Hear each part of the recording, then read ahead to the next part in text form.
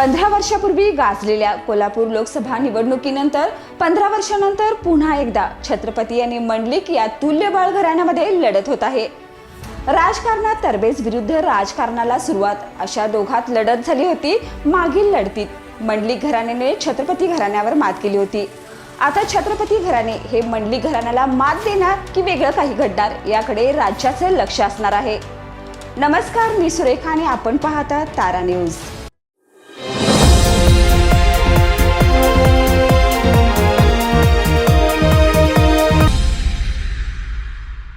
कोल्हापूर लोकसभा मतदारसंघात उमेदवारी निश्चित झाली आहे। गेले महिनाभर महाविकास आघाडीकडून उमेदवारांचा शोध सुरू होता। त्यामध्ये गोकुळचे संचालक डॉक्टर चेतन नरके, काँग्रेसचे राष्ट्रीय सचिव बाजीराव खाडे अशी काही नावे चर्चेत होती।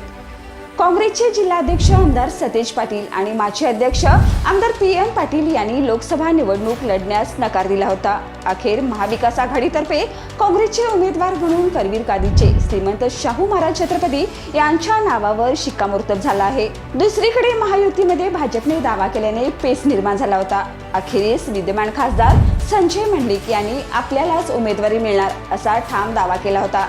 त्यांनी प्रमुख नेत्यांच्या गाठीभेटीवर जोर देत प्रचाराला सुरुवात केली आहे। सध्याच्या प्राथमिक हालचाली पाहता छत्रपती आणि मंडलिक घराण्यात पुन्हा एकदा लोकसभा निवडणुकीचा सामना रंगतो आहे। कोल्हापूर लोकसभा मतदारसंघात कैलासवासी सदाशिवराव मंडलिक यांनी काँग्रेसचे उदयसिंह गायकवाड यांच्यानंतर मतदारसंघात दबदबा निर्माण केला होता। प्रथम काँग्रेस पक्षाकडून आणि राष्ट्रवादीची स्थापना झाल्यानंतर सलग 3 वेळा या पक्षाकडून मंडलिक यांनी विजय मिळवला होता।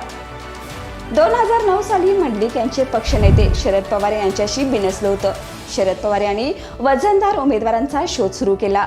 तो छत्रपती घराण्यातील संभाजी छत्रपती यांच्यापर्यंत येऊन थांबला। या निवडणुकीत शरद पवार यांनी वयोवृद्ध सदाशिवराव मंडलिक यांचा उल्लेख म्हातारा बैल असं केला होता, पण तो कोल्हापूरकरांना रुचला नसल्याचे निकालात दिसून आले। राज्याचे लक्ष वेधलेल्या या महत्त्वपूर्ण निवडणुकीत सदाशिवराव मंडलिक यांनी संभाजीराजे छत्रपती यांचा पराभव केला होता। घराण्याच्या अस्तित्वाचा लढा यावेळच्या लोकसभा निवडणुकीत छत्रपती आणि मंडलिक घराण्यातच पुन्हा एकदा लढत होत आहे। फरक एवढाच की यावेळी छत्रपती घराण्यातील वडील असलेले श्रीमंत शाहू महाराज रिंगणात आहेत। त्यांच्या विरुद्ध मंडलिक घराण्याचे सुपुत्र असलेले संजय सदाशिवराव मंडलिक मुकाबला करणार आहेत। नात्यांचा असा उलटफेर हे निवडणुकीचं प्रमुख वैशिष्ट्य ठरलं आहे।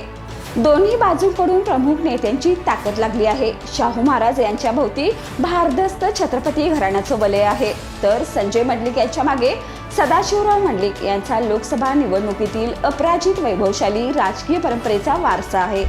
अशा तुल्यबळ 2 घराण्यात लढत होत आहे। यंदा लोकसभा निवडणुकीसाठी उमेदवार निवडीचा शोध सुरू होता, तेव्हा संभाजीराजे छत्रपती यांनी कोल्हापूर लोकसभा मतदारसंघात निवडणूक लढवण्याची इच्छा व्यक्त केली।